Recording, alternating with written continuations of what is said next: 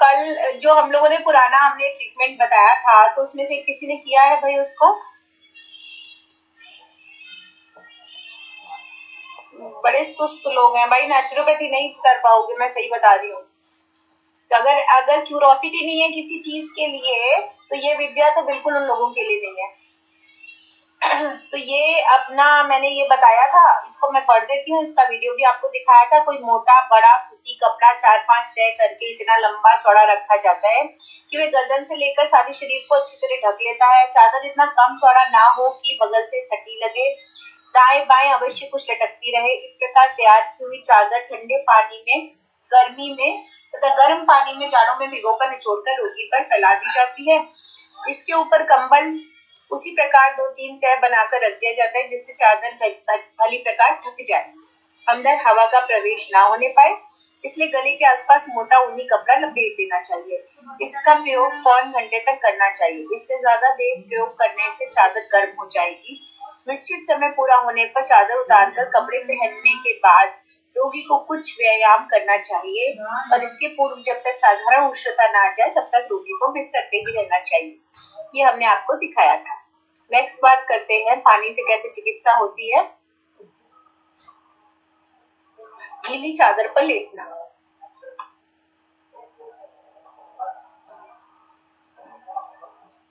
यह प्रथम विधि से मिलता है, इसको बिस्तर पर ही करते हैं, अतः बिस्तर भीगने से बचाने के लिए उस पर मोटा कपड़ा डाल देते हैं। तो नीचे आपने प्लास्टिक शीट डाल दी, मोटा कपड़ा डाल दिया, फिर उस पर ऊनी कंबल बिछा दिया। इसके बाद 3-4 तय की हुई मोटा सूती कपड़े की चादर, जैसी गीली चादर में बताया गया है, पानी से निचोड़कर कंबल पर बिछा दी जाती है। वे गर्दन के छोर से लेकर रीढ़ के छोर तक पहुंच जाए, अर्थात पूरी पीठ उस पर रहे। रोगी पीठ के बल उस पर लेट जाता है और पहला कंबल उस पर लपेट दिया जाता है। इससे बाहर की हवा अंदर नहीं घुस पाती है। ये प्रयोग 45 मिनट तक चला सकते हैं। इसका मुख्य उद्देश्य रीढ़ की हड्डी को सशक्त बनाना है। इसका प्रयोग कटिवात, रक्त संकुलता तथा ज्वर के समय देने से अच्छा परिणाम मिलता है। अब इसमें क्या है कि ऊपर से तो आपने कंबल ढक लिया है, और आपकी सिर्फ रीढ़ की हड्डी मतलब पीछे की जो पीठ है, सिर्फ उसी पर गीला पानी है ना। तो ये भी बहुत अच्छा तरीका है, और इससे भी नर्वस सिस्टम स्ट्रेंथन होता है, ताकत आती है, मांसपेशियां मजबूत होती हैं, डिप्रेशन दूर होता है। ये सब पानी की छोटी छोटी विधियां हैं, करके देखिए कि 40 मिनट के लिए आप इस तरह से लेट सकते हैं। गर्मी हो रही है, जब एसी चला सकते हैं तो ये भी कर सकते हैं। करना तो पड़ेगा, करके देखना पड़ेगा, नहीं तो नेचुरोपैथ तो नहीं बन पाएंगे। लेटने और ढकने का प्रयोग एक साथ, इसमें दोनों प्रयोग एक साथ किए जाते हैं। रोगी को चादर ऊपर बताए गए तरीके से तैयार कर दी जाती है। रोगी के कपड़े उतारकर गीली चादर पर लेट जाता है, फिर दूसरी से स्वयं को ढक लेता है। ये कार्य कंबल से अच्छा होता है, इसमें वायु अंदर प्रवेश नहीं कर पाती।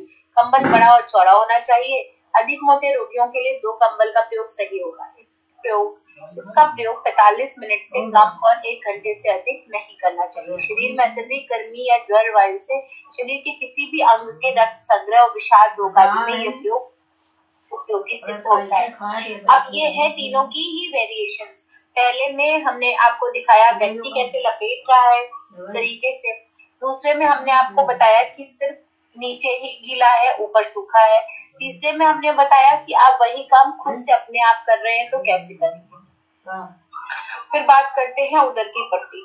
इस प्रयोग में रोगी बिस्तर पर लेट जाता है और सूती कपड़ा पानी में भिगोकर उसे अच्छी तरह निचोड़कर उदर पर आमाशय के नीचे तक डाल दिया जाता है, और कमीज से ढकने के बाद अंत में सावधानी से कंबल ऊपर डाल लेते हैं। ये 45 मिनट से 2 घंटे तक चलाया जाता है, पर 2 घंटे तक चलाने में पट्टी 1 घंटे बाद गीली करनी पड़ती है। ठीक है, तो इसमें क्या है, सूती कपड़ा पानी में भिगोकर उसे अच्छी तरह निचोड़कर उदर पर आमाशय के नीचे डाल दिया जाता है, और कमीज से ढकने के बाद अंत में सावधानी से कंबल ऊपर से डाल लेते हैं।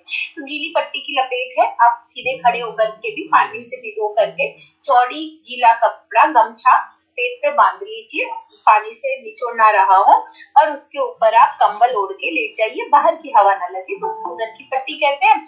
आइदर एक ऊनी पट्टी आप उस पे भी बांध सकते हैं।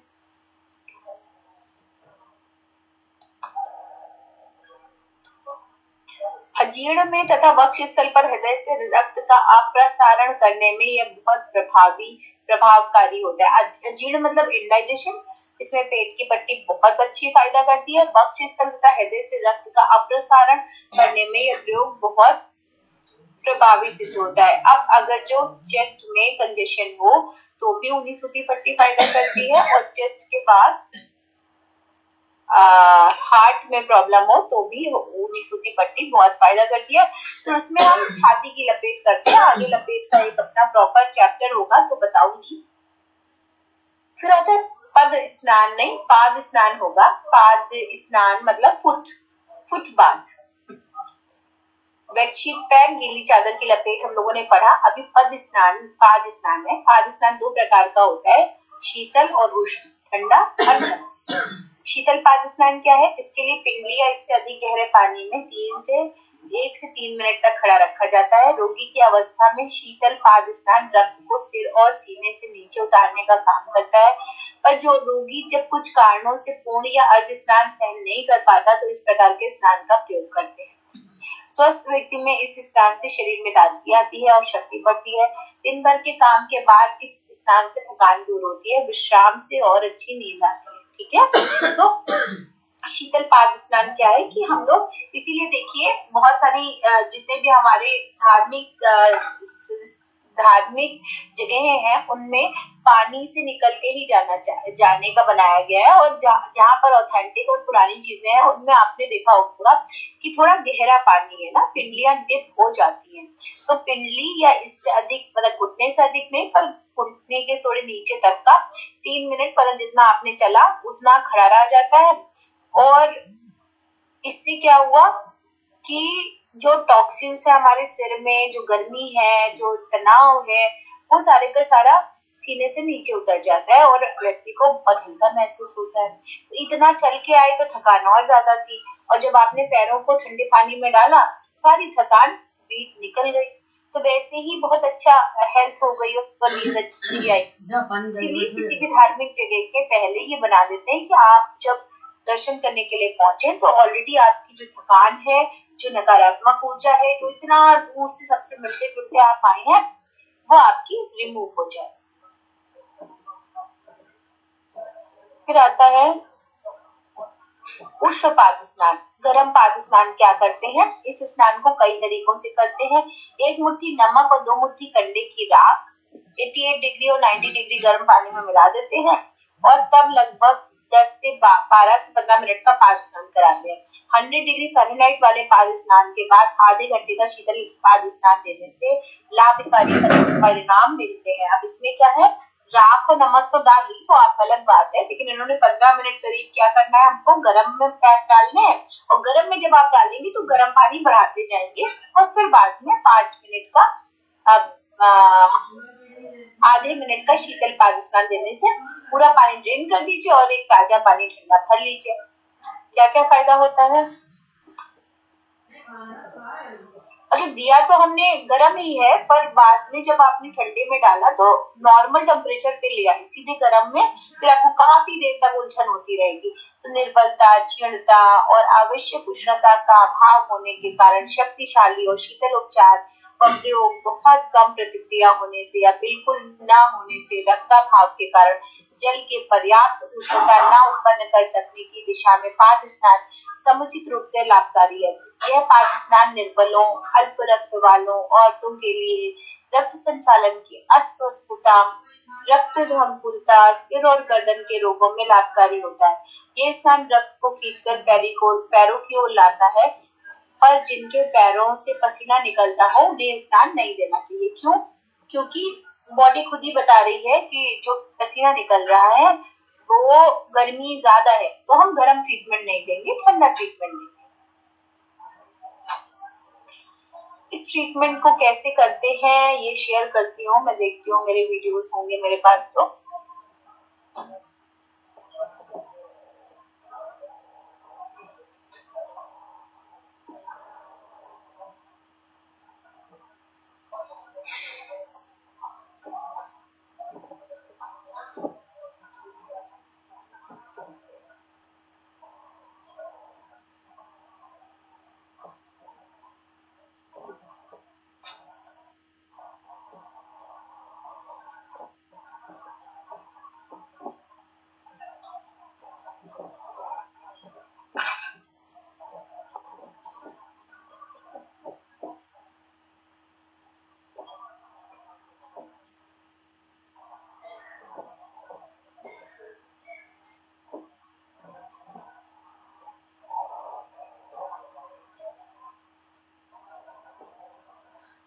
देखिए खुल भी बात है मेरे से नहीं, एक सेकंड दीजिए। अगर तुरंत तुरंत आपको बेडशीट पैक दिखाया था, ये भी दिखाएंगे तो ज्यादा समझ में आएगा।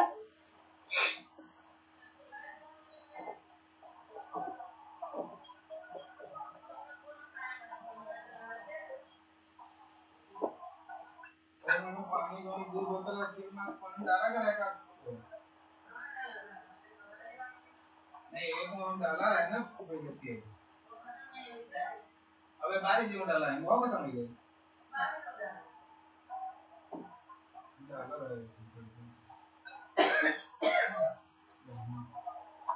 लाउड कह रही सभी को स्क्रीन दिख रही है? हेलो, दिख रही है? ठीक, ये मैंने YouTube का ही वीडियो चलाया है क्योंकि अभी मेरी गैलरी में तो नहीं बच सकता। देखिए समझिए इसको। वापिस से लगाती हूँ। फुट बात, पैरों का गर्म नहान, इसके लिए जो सामग्री चाहिए उसे इकट्ठा कर लें। एक कुर्सी, एक ब्लैंकेट, कंबल, एक सूती चादर, एक छोटा सा टॉवेल, एक thermometer. Video ma'am full screen चलाइए। वीडियो मैम क्या करना है सर? वीडियो फुल स्क्रीन चलाइए। वीडियो आपका उसमें छोटा सा आ रहा है ना, दिख नहीं रहा है। अच्छा अच्छा,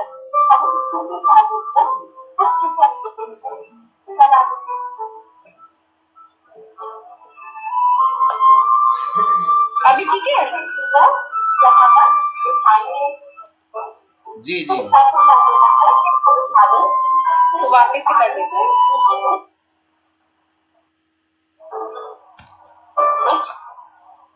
इसके लिए जो सामग्री चाहिए उसे इकट्ठा कर लें।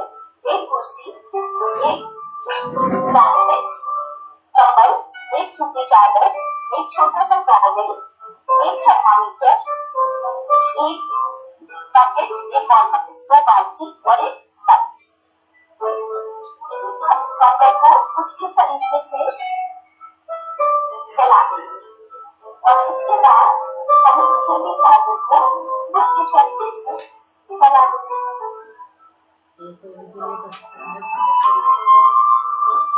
अब हम व्यक्तिगत यहाँ पर बिछाने कुछ पैटर्न कर देना है, इसको बिछा दें। सिर पर पानी से निकली हुई जो चादर पहले पानी से भरी हुई बकेट को रखते हैं और पैरों को इसमें डुबा दें।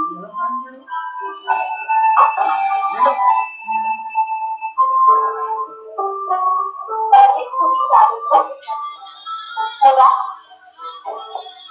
जैसे लपेट देंगे, जिससे बाल्टी को कवर करते हुए आप पेशेंट को लपेटेंगे।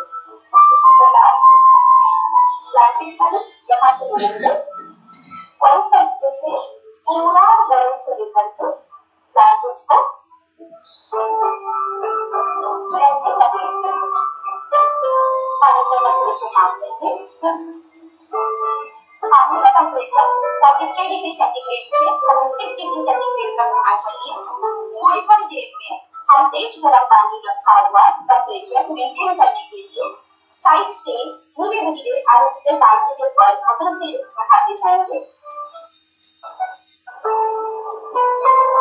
और फिर इसको बंद कर देंगे। इंग्लिश में मनुष्य को पानी पिलाते जाएंगे।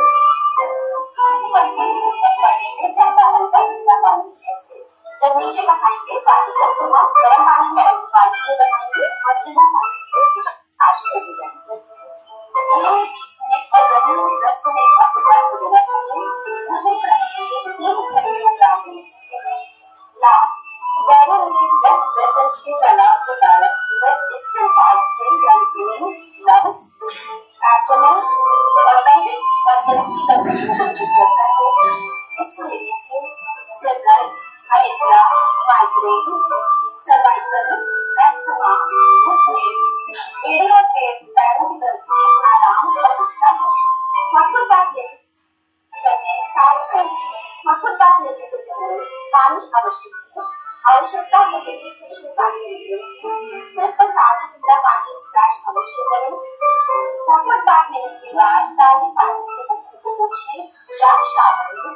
धन्यवाद।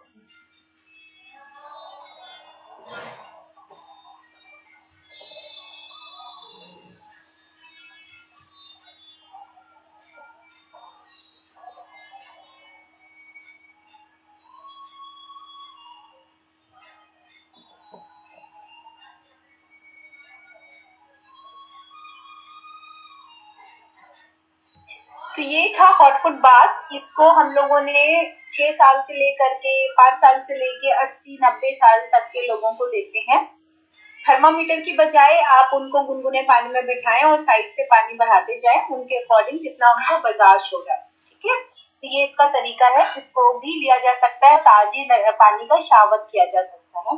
तो ये पाद स्नान की एक सबसे इजीएस्ट कंडीशन थी। इसके बाद जब आप ताजे पानी से नहाते हैं तो बात बन जाती है, और अगर नहीं नहाना है तो कम से कम फिर ठंडे पानी में डाल सकते हैं 5 मिनट तो आधा मिनट के लिए। तो हम तो नहलाते हैं इसलिए हमने आपको बता दिया। ये स्नान विषाक्त पदार्थों को घुलाकर बाहर निकाल देते हैं तथा शक्ति वृद्धि करते हैं। गठिया ऐसे भयानक रोग एक पाद स्नान के साथ भिगोई हुई पट्टी के प्रयोग से चंद घंटों में ही छुटकारा पाया जा सकता है। पैर के घाव, जख्मों में पैदा सड़न, संधिवात, तंग जूतों से हुआ घाव, पैरों की उंगलियों के बीच में होने वाली गलने की क्रिया, चोट के जख्म आदि में यह लाभप्रद होता है। इसके साथ ही एक प्रकार का पाद स्नान जो तरल पदार्थ को स्थान पर ठोस पदार्थ से किया जाता है, उष्ण रहते ही खमीर वाला अन्य पाद स्नान पात्र में रख लेने के बाद उस पर पैर रखने से पैर सरलता से उस पदार्थ में प्रवेश हो जाता है और उसे स्वास्थ्य उष्णता में बड़ा लाभ मिलता है। इसकी अवधि 15 से 40 मिनट होती है।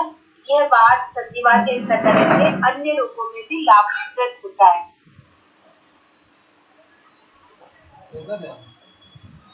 अब ये उष्ण खमीर वाला अन्न, तो जो हम लोग डोसा इडली भिगोते हैं और उसपे खमीर उठता है, उसमें पैर डालने की बात हो रही है, तो काहे ही इतना नुकसान करना है ना।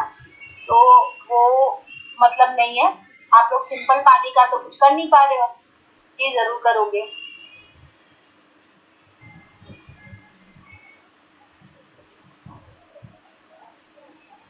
जो रोगी शिरास्पीड से ग्रस्त है उनके पाद स्नान में पानी पिंगली के आरंभ से ऊपर कभी नहीं जाना चाहिए और उसका तापमान 88 डिग्री फ़ारेनहाइट से ऊपर नहीं होना चाहिए। बिना किसी मिश्रण के पाद स्नान कभी नहीं देना चाहिए। बिना किसी मिश्रण के पाद स्नान कभी नहीं देना चाहिए। पता नहीं। अर्ध स्नान की बात करते हैं। तो पाद स्नान की बात करी हमने और अभी अर्ध स्नान की बात करते हैं। इस प्रकार के स्नान का प्रयोग 3 प्रकार से कर सकते हैं। क्या है? जैसे कि हम लोग पूरा स्नान करते हैं, ये गलत ही है, क्योंकि पूर्ण स्नान रिलैक्सेशन कर सकता है पर आपको थेरेप्यूटिकली ठीक नहीं कर सकता। तो जब आपको थेरेप्यूटिकली पानी से ठीक होना है तो आपको नहाने का अपना तरीका बदलना पड़ेगा। ठीक, आपको जिस अंग को ज्यादा जरूरत है उस अंग का स्नान पहले होना चाहिए और फिर आपका पूर्ण स्नान होना चाहिए। तो इस प्रकार के स्नान 3 प्रकार से करते हैं। पानी में खड़े होकर जिसमें पिंडलियां या घुटने ऊपर तक आ जाए, पिंडलियां या घुटने से ऊपर तक आ जाए, तो आप सीधे खड़े हैं। ये कब कर पाते हैं आप? जब किसी तालाब में, समुद्र में, नदी में जाते नहाने के लिए, तो पहले पानी पैरों से नीचे जाते हैं और कभी कभी आप सूर्य भगवान को आधा अंदर जाके जल देते हैं। पानी में घुटने टेक कर बैठना जिसमें पूरी जांघ से पानी ढक जाए। अब क्या है, अब पानी घुटने से नीचे पहले था या घुटने तक था, अभी जांघ तक पानी है, तो घुटने टेकेंगे तो जांघ तक पानी आ गया। पानी में बैठना या इसमें पानी नाभि तक पहुंच जाए। पहली कंडीशन में घुटने तक है, दूसरी कंडीशन में जांघ तक है, तीसरी कंडीशन में नाभि तक है। ये तीनों ही सदा ठंडे पानी से किए जाते हैं। ये स्वास्थ्य संवर्धन का एक उत्तम तरीका है। ये स्वस्थ आदमी के साथ साथ कमजोर आदमियों के लिए भी उपयुक्त होता है। इसका प्रयोग कम से कम आधे मिनट से तथा अधिक से अधिक 40 मिनट तक करना चाहिए। ठीक है। जिन व्यक्तियों का स्वास्थ्य किसी कारण से पतन की ओर अग्रसर है, अपनी दुर्बलता के कारण वे पूर्ण स्नान सहन नहीं कर सकते, ऐसे लोगों को प्रथम 2 प्रकार का अर्ध स्नान काफी संतोषजनक होता है। स्वस्थ व्यक्तियों के लिए तीसरे प्रकार का स्नान लाभप्रद होता है। अनेक लोग इससे सरल और नष्ट हो जाते हैं। उनकी शक्ति यथास्थिति रहती है। अंगग्रस्त भाग पर पट्टी बांधने की अपेक्षा यह अधिक लाभदायक है। इसके द्वारा निश्चित रूप से वायु प्रकोप, अगर गैस्ट्राइटिस, एब्डोमेन पेन, चिंता, हिस्टीरिया जैसे भयंकर रोगों से मुक्ति मिलती है सिर्फ पानी का तरीका बदल के, नहाने का तरीका बदल के। लेकिन इसके लिए पहले आपको ऐसा करके देखना होगा भाई कि कैसा फील हो रहा है, बताने या दिखाने से नहीं होता है। फिर आता है बैठ कर स्नान। ये स्नान भी ठंडे और गर्म दोनों प्रकार के जल में बैठ के किया जाता है। अब बैठकर में क्या है, बैठकर जो हिप एरिया है, जो आपका कटी प्रदेश है, उसमें जब पहले उसको स्नान कराया जाता है तो हम उसे कटी स्नान कहते हैं। कटी मतलब कमर। तो एक होता है ठंडा कटी स्नान, एक होता है गर्म कटी स्नान, एक होता है गर्म ठंडा कटी स्नान, मतलब ऑल्टरनेट कॉम्प्रेस बाथ। तो इस प्रकार के स्नान के लिए विशेष प्रकार का बर्तन होता है जो नाद के आकार का होता है। इसके अभाव में लकड़ी, टीन या प्लास्टिक के टब में भी इस प्रकार से स्नान लेते हैं।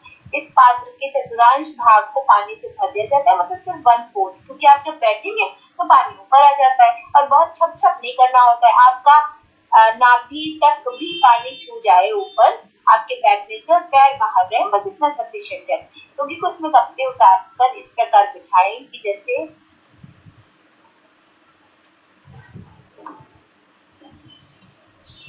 स्टूल पर बैठता है, जैसे कुर्सी पर बैठता है। नाभि तक शरीर का निचला हिस्सा तथा जांग तक पानी रहता है।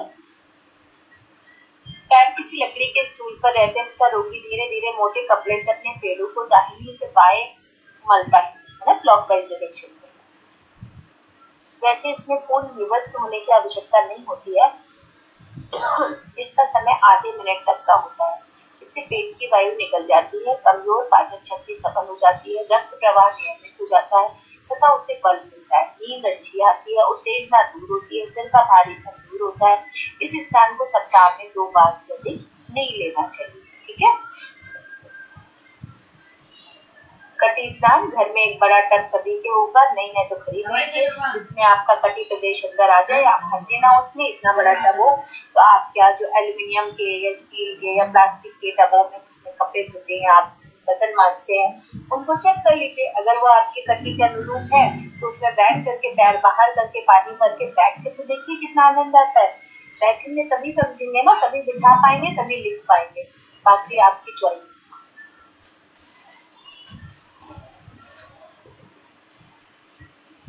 बैठकर स्नान, ये स्नान भी ठंडे और गर्म 2 प्रकार का किया जाता है। ठंडा कटी स्नान इस प्रकार के लिए विशेष बर्तन होता है जो नाद के आकार का होता है। इसके अभाव में लकड़ी, टीन या प्लास्टिक के टब में भी इस प्रकार का स्नान ले सकते हैं।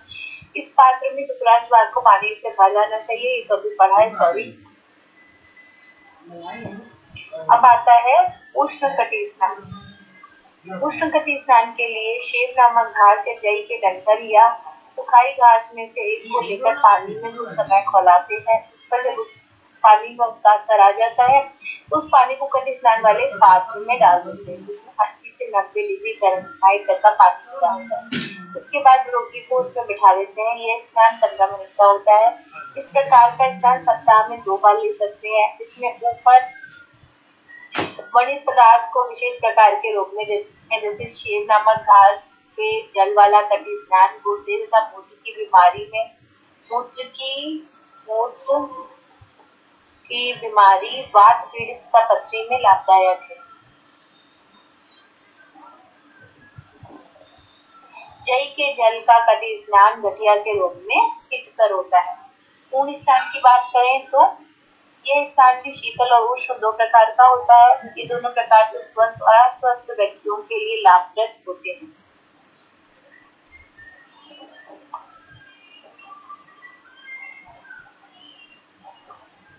शीतल पूर्ण स्नान। शीतल पूर्ण स्नान की 2 विधियां हैं। या तो रोगी खड़ा होकर अपना सारा शरीर पानी के नीचे रखता है ना, जैसा कि आजकल हम लोग शावर लेते हैं।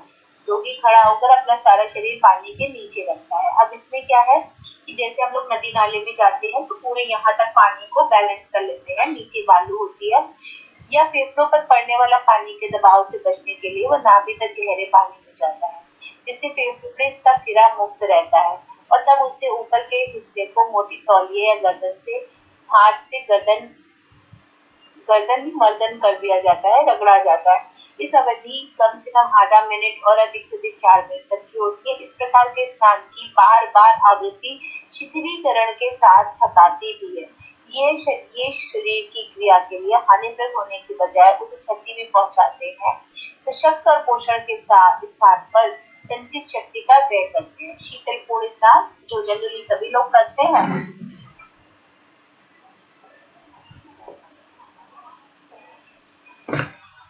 लेकिन इसमें ये नदी वाला स्नान कह रहे हैं पूर्ण स्नान में, उसी को शीतल पूर्ण स्नान कहा है, शावर को नहीं। कि आप पानी के अंदर हैं, जो पानी ऊपर से नहीं डल रहा है, आपका पानी या फिर गर्दन तक है या फिर नाभि तक है। गर्दन तक होने से आपके हार्ट पे एक एक्स्ट्रा लंग्स पे प्रेशर पड़ता है। स्वस्थ व्यक्ति के लिए ठंडा स्नान। स्वस्थ व्यक्ति हर मौसम में इसका प्रयोग कर सकता है। इससे उसका स्वास्थ्य बना रहता है और स्त्री संवर्धन के रूप में सहायक होता है। त्वचा साफ होती है, इसकी क्रिया बढ़ती है, ताजगी मिलती है, फलस्वरूप पूरे शरीर की को कार्य प्रणाली की शक्ति मिलती है। जाड़े में यह स्नान सप्ताह में 2 बार से अधिक नहीं लेना चाहिए। वैसे 15 दिन में 1 बार भी किया जा सकता है।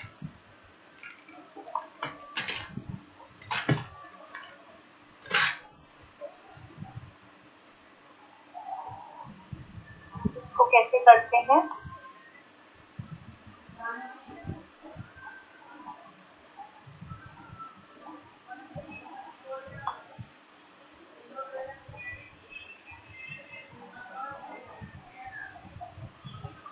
स्वास्थ्य बनाए रखने के लिए मौसम के परिवर्तन के समय कठोरीकरण बड़ा लाभदायक सिद्ध होता है। ठंडे प्रयोग के बाद नियमित और निश्चित रूप से व्यायाम करना लाभदायक होता है। आपने बिल्कुल ठंडे पानी में पैर डाल दिए और फिर बाहर निकाल के आप थोड़ा थोड़ा उसकी मसाज कर रहे हैं या व्यायाम कर रहे हैं, तो वो गर्म हो जाएगा। ऑलरेडी वो गर्म हो रहा है। अगर शरीर ठंडा हो, पैर ठंडे हो, सिरहन हो, तो शीतल पूर्ण स्नान कभी नहीं करना चाहिए। पहले श्रम द्वारा शरीर को पूरी तरह उष्ण कर लेना चाहिए। इसके विपरीत यदि शरीर से पसीना निकल रहा हो, बहुत गर्मी हो, तो बिना किसी भय के पूर्ण स्नान किया जा सकता है। जितना अधिक पसीना निकलता है उतना ही अधिक स्नान प्रभावकारी सिद्ध होता है। ये अगेन कंट्रोवर्सी है, मिथ है ना, कि जैसे घर में सभी को ये कहते हैं, आप सुनेंगे कि पसीना आया है तो पहले पसीना सुखा लो तब नहाने जाओ, ठीक है, पर ऐसा नहीं है। नेचुरोपैथी में हम स्टीम बाथ देके कितना भी पसीना आया हो तुरंत नहला देते हैं। पसीना लाने की बात हम कर रहे हैं कि धूप में बैठ जाइए, सर पे ठंडा कपड़ा रख के सनबाथ, और सनबाथ लेने के बाद तुरंत नहा लीजिए। तो अभी तक क्या था कॉन्सेप्ट, अभी तक बीच की एज वाले कि वो पसीना आ गया है, खाना बनाने में गर्मी आ गई है, तो पहले उसको सुखाएंगे और फिर नहाएंगे। ऐसा बहुत सारे लोग आज भी करते हैं कि टेनिस खेली, कोई भी गेम खेला, स्पोर्ट्स खेला गर्मियों में, तो पूरा पसीने से भीग गए और तुरंत नहीं नहाएंगे, तुरंत एसी में आते हैं। अब एसी में जाने से क्या होता है या पंखे में आने से क्या होता है, जो टॉक्सिन निकले, पसीना टॉक्सिन है, आपकी शरीर की गंदगी को निकालता है। अगर आपने वापस उसको सुखा दिया तो वो वापस आपके पोर्स को भी बंद कर रहा है और टॉक्सिन्स अंदर ही रह जा रहे हैं। अगर आप उसको सुखाने की बजाय ठंडे पानी से ताजा स्नान करेंगे तो आपको ज्यादा फायदा होगा और नुकसान होने की संभावना 0 है। बीमार के लिए पूर्ण स्नान। अच्छा, अब जब जैसे बॉडी शिवर कर रही है, ठंडी है, तो आपकी बॉडी खुद बता रही है कि उसको गर्माहट चाहिए, ना कि ठंडक चाहिए। तो पहली बात तो अपनी बॉडी को समझे कि वो क्या कहना चाह रही है और जिस तरीके से वो जो कहना चाह रही है उसी से ठीक कर लीजिए।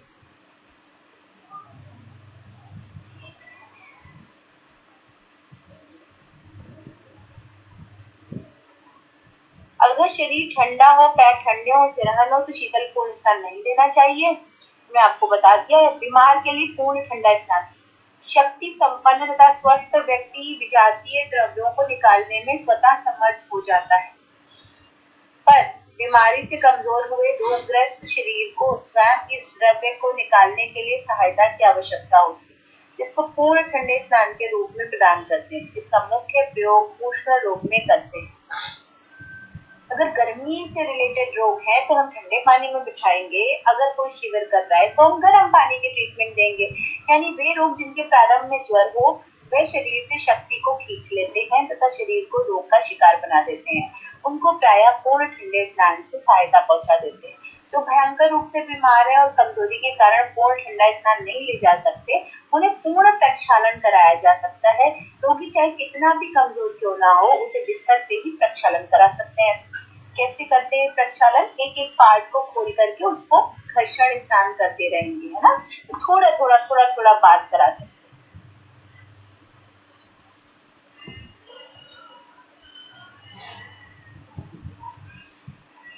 पूर्ण उष्ण स्नान,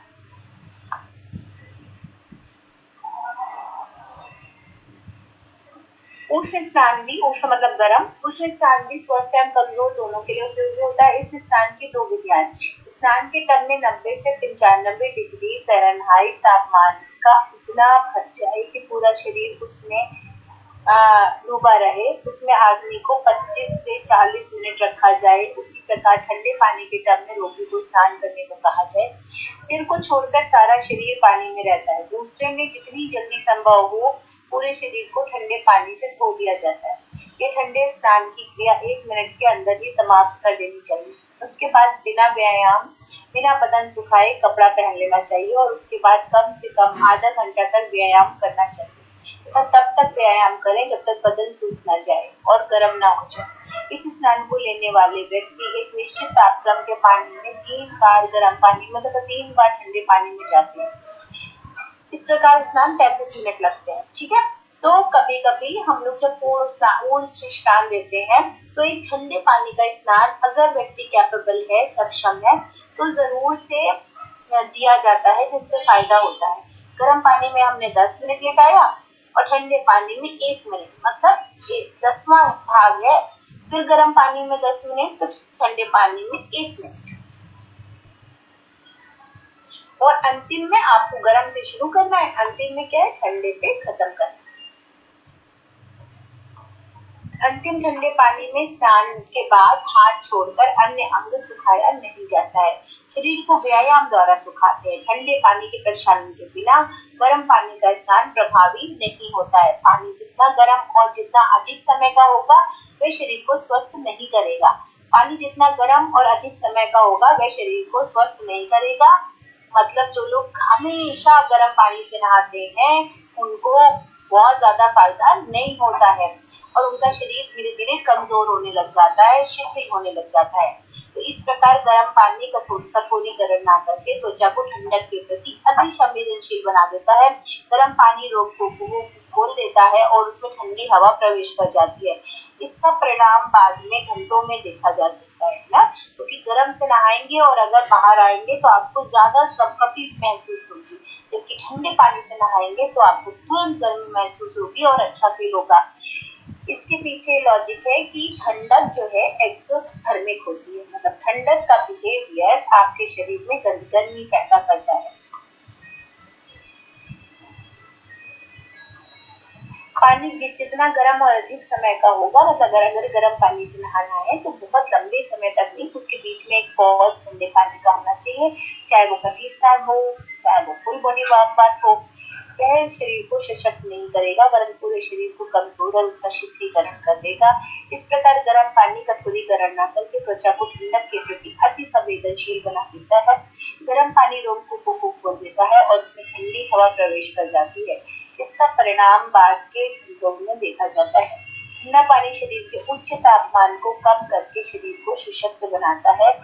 जो लोग ठंडे जल से डरते हैं उन्हें पहले ठंडे जल से प्रक्षालन करना चाहिए, इससे उनकी हिम्मत बढ़ती है। ठंडा गर्म स्नान के साथ लेने से किसी तैयारी की आवश्यकता नहीं होती बीच में, यानी शरीर में उचित तापमान लाने की अपेक्षा नहीं होती। तो प्रक्षालन क्या चीज है? जब हमें बहुत डर लग रहा है ठंडा ठंडा पानी ऐसे करते हैं लोग, तो पहले आप हाथों को धो, फिर पैरों को धो, फिर चेहरे को धो, तो थोड़ा थोड़ा पानी अपने हाथों में लगाइए, छाती में लगाइए, पैर में लगाइए, पेट में लगाइए।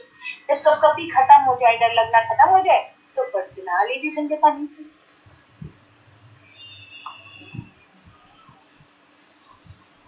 और नहीं तो गर्म ठंडा कर लीजिए। फिर आंतरिक उत्तेजना। जल का आंतरिक प्रयोग मानव शरीर के लिए अत्यंत महत्वपूर्ण है। जल के आंतरिक प्रयोग से मनुष्य जल को पेय के रूप में प्रयोग करता है। प्रातः काल से लेकर रात्रि काल तक का समय रात्रि काल तक के समय पर जल को पेय के रूप में प्रयोग करता है। पेय के रूप में जल को प्रयोग करने की विभिन्न क्रियाएं अलग अलग नामों से जानी जाती है। क्या क्या है? प्रातः काल सूर्योदय के पूर्व जल का पेय के रूप में प्रयोग करने की क्रिया उषापान कहलाती है, ये आप सबको पता है।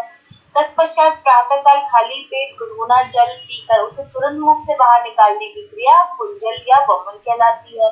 हठियों के ग्रंथों में पीकर जल के आंतरिक प्रयोग की अन्य लाभदायी क्रिया वरिसार अंतर्ध्वति अथवा शंख प्रक्षालन कहलाती है। जल के आंतरिक प्रयोग द्वारा बड़ी आंत के शोधन की क्रिया एनिमा कहलाती है।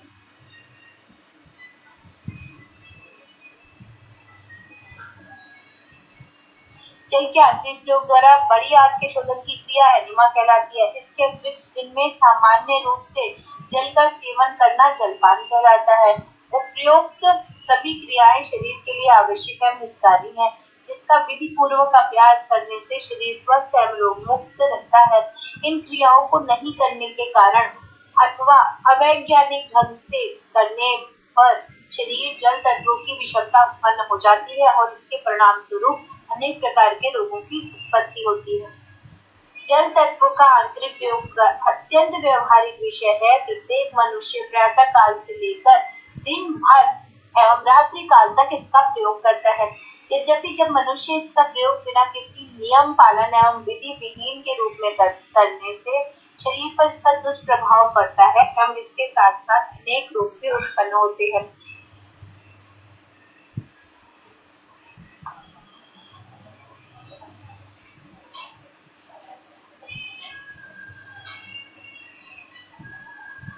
विभिन्न चिकित्सकों के मतानुसार वर्तमान समय में फैल रहे अनेकों रोग की उत्पत्ति का मूल ही जल तत्व के आंतरिक प्रयोग की विकृति होती है। इस प्रकार जल का आंतरिक प्रयोग बहुत महत्वपूर्ण होता है। जल के आंतरिक महत्व को जानने के उपरांत आपके मन में इसकी प्रमुख विधियों की सही एवं वैज्ञानिक ज्ञान प्राप्त करने की जिज्ञासा अवश्य ही उत्पन्न हुई होगी। अतः अब जल के आंतरिक प्रयोग की प्रमुख विधियों पर विचार करते हैं।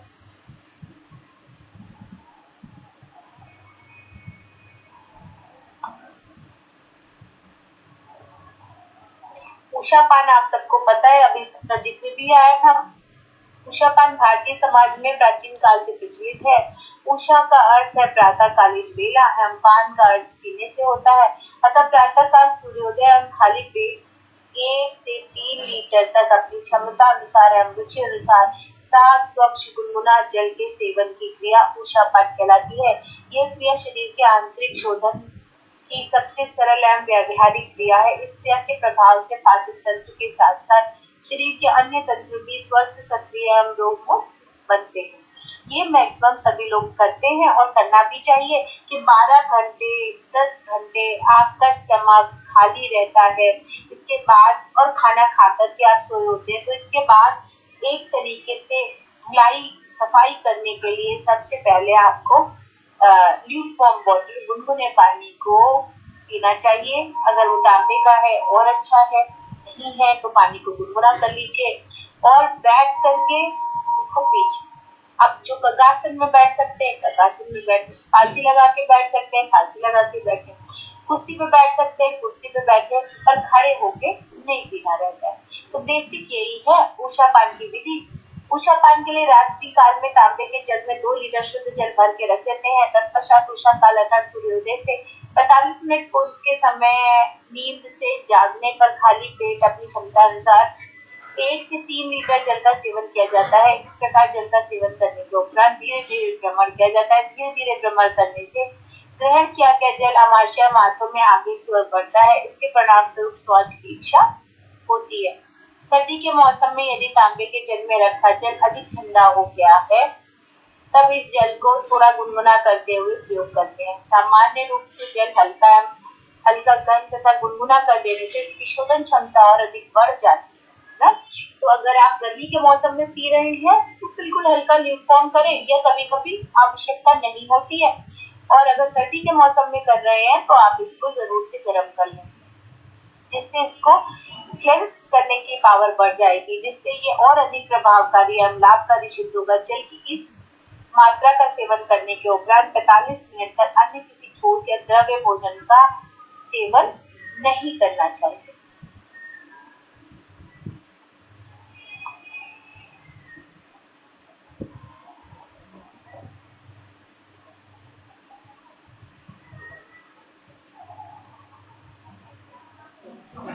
उषापान के लाभकारी प्रभाव। उषापान एक दुष्प्रभाव रहित क्रिया है जो शरीर से मृत कोशिकाओं को निष्कासन करना।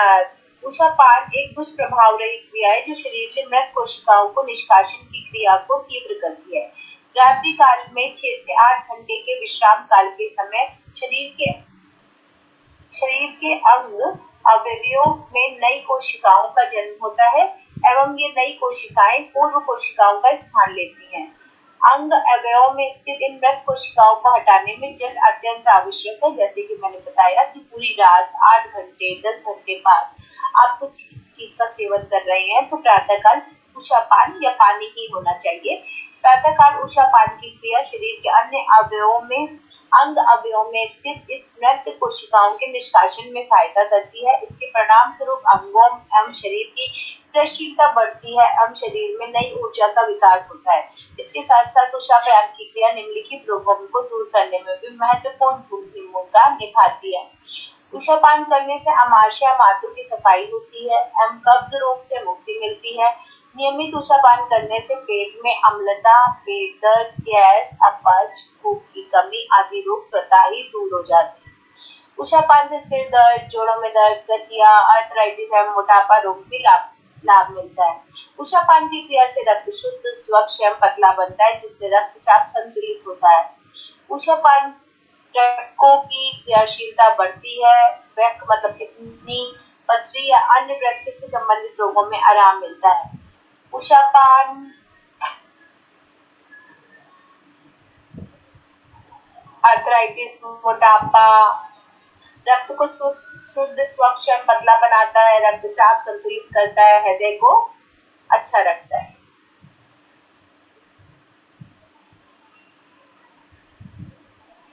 उषापान की क्रिया से त्वचा पर लाभकारी प्रभाव पड़ता है, झुर्रियां दूर होती हैं और चमक बढ़ती है।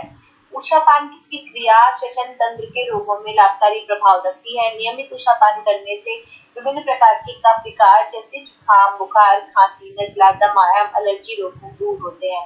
नियमित उषापान करने से कैंसर जैसी गंभीर एवं घातक बीमारियों में लाभकारी प्रभाव मिलता है। इस प्रकार उपयुक्त बिंदु उषापान के महत्व को सिद्ध करते हुए है। यदि उषापान एक दुष्प्रभाव रहित शरीर शोधन की क्रिया है अर्थात इस अभ्यास का शरीर पर कोई दुष्प्रभाव नहीं पड़ता, किंतु इस क्रिया में निम्नलिखित सावधानियों का पालन करने से यह क्रिया और अधिक लाभकारी हो जाती है। विशेष रूप से रोगी मनुष्यों को इस सावधानी का पालन करना चाहिए।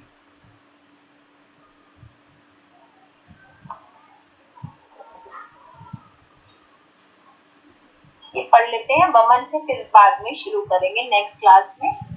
उषापान में अधिक ठंडे जल का प्रयोग नहीं करना चाहिए। विशेष रूप से ठंड के मौसम में एवं कफ दोषों से ग्रस्त रोगियों को गर्म एवं गुनगुने जल का सेवन करना चाहिए।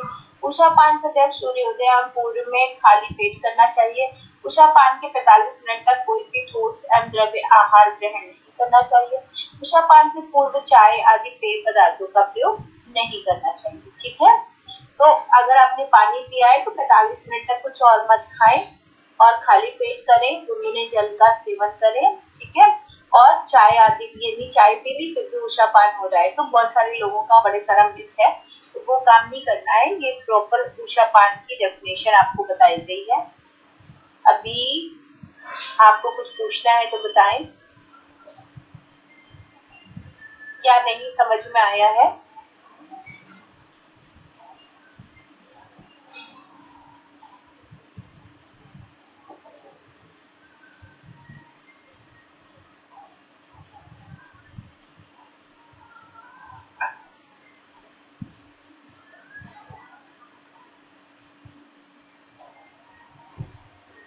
मैम जो आपने वो चेयर में जो चेयर आगे अपनी वीडियो दिखाई थी ना, उसको एक बार बता दीजिए। उसको वापस से बता दूं? वर्बली की दिखाना है? नहीं दिखाना नहीं, आप मतलब अपने उससे बता दीजिए। तो जैसे छोटे बच्चे को देना है मान लीजिए, है ना, तो आप नीचे कुर्सी रख मतलब नीचे आप स्टूल पे बाल्टी रख दीजिए, है ना, और फिर उसके पैर पहुंच जाएंगे। और बॉडी को पहले गीली चादर से क्यों लपेटा? क्योंकि जो बॉडी में डिटॉक्स आया, मतलब जो पसीना आया, वो आपके कंबल में आ जाएगा। तो हेलो, सुनाई पड़ रहा है आप लोगों को? Yes ma'am. अच्छा, अभी यहाँ पे लिखे आ रहा है कि हो bring you in call.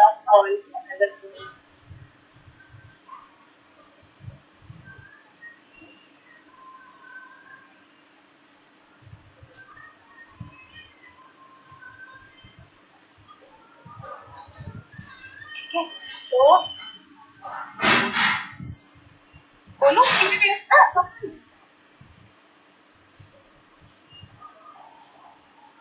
आ रही है आवाज में, करिए अंदर। ठीक है, तो पहले आपको इसको भी ट्रीटमेंट देना है। इनको आ रही है मेरी आवाज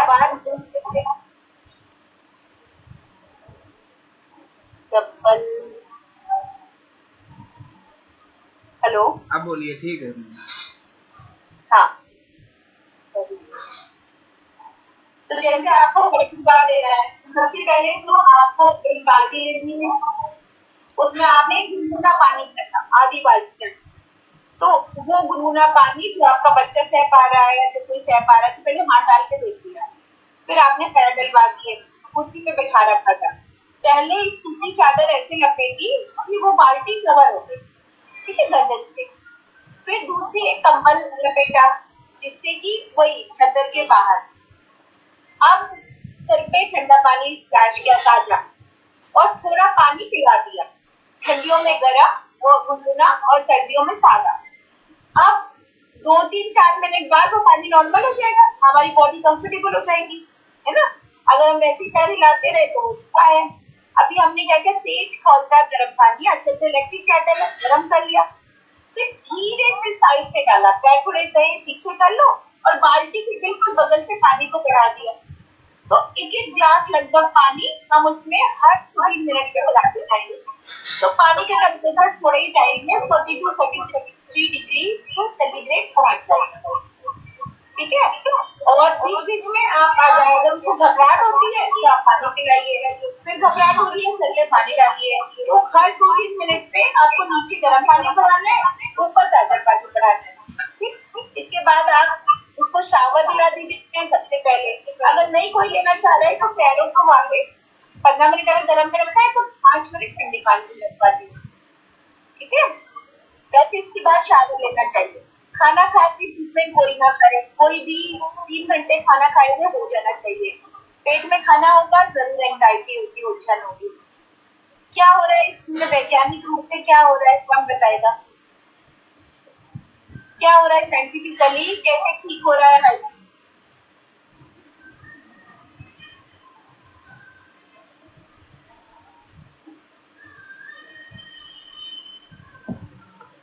कोई बताएगा क्या सोच पा रहा है? कैसे ब्लड प्रेशर हाई ठीक होता है, या कोल्ड एंड कफ ठीक होता है, वो कैसे ठीक होता है? फ्रोजन शोल्डर ठीक होता है, सर्वाइकल ठीक होता है, छाती में जमा कफ ठीक होता है, माइग्रेन ठीक होता है, घुटने का दर्द ठीक होता है, पसने का दर्द ठीक होता है,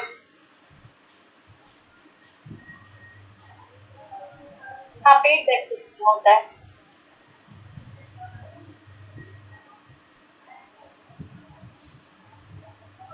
इसके पीछे क्या वैज्ञानिक तथ्य है हम लोग अगली बार सीखेंगे। और सबसे पूछेंगे, सबसे पहले खोलते हुए आप यही सोचना कि शरीर में क्या हो रहा है। अगर हमने गर्म पानी में पैर डाला और उसके पानी को बढ़ाया तो क्या ऐसा हुआ कि जिसने हमारे बीपी, हाई बीपी को कंट्रोल कर दिया, ठीक है। तो नेक्स्ट क्लास में हम लोग यहाँ से डिस्कशन शुरू करेंगे। अपना अपना पक्ष रखिएगा, ठीक है। अपनी बात कैसे आपने समझा थोड़ा सोच के मनन करेंगे, और अगर कोई थॉट आ जाए तो लिख लीजिएगा, है ना। और जो बहुत खाली है वो गूगल सर्च कर लेंगे। समझती हूँ मैं भी क्या, मैं कैसे समझ रही थी अभी तक, मैं कैसे समझा रही थी और कैसे लिखा है। कुछ कहना चाह रहे हैं मैम? ख्याल से तो जो गर्म पानी में इतने पैर रखे उसकी वजह से उसके जो हमारी पिंडली है वो सब भी गर्म हुई, और गर्म होने से हमारी पिंडली में ब्लड सर्कुलेशन अच्छा हुआ, और पिंडली जो है हमारा हार्ट, सेकंड हार्ट मानी जाती है। तो उस उसकी वजह से हमारा जो है बीपी हाई तभी होता है जब हमारा ब्लड बहुत गाढ़ा हो जाता है, ब्लड सर्कुलेशन ठीक से नहीं हो पाता। तो इस वजह से ऊपर हमारा ठंडा है और नीचे हमारा गर्म है, तो गर्म ठंडा जो आपस में वो मिलता है, तो इस तरह से ब्लड सर्कुलेशन अच्छा होने से हमारा बीपी हाई कुछ नॉर्मल होने लगता है। तो पानी में भी बढ़ाते हैं, पानी का अपना टेम्परेचर है और हमारा एटमोस्फेयर का अपना अलग है, और तो दोनों मिलकर के हमारे बीपी को नॉर्मल करते हैं। क्योंकि एटमोस्फेरिक बीपी है वन कितना है कुछ है उसका, इस तरह से मैं भी समझती हूँ। ठीक है, और हमने गर्म हाँ, बाकी लोग भी अपना पक्ष जो है अगली क्लास में रखेंगे, सोचें, मंथन करें और अपनी बात को रखें, उसके बाद ही क्लास स्टार्ट करें। ठीक है।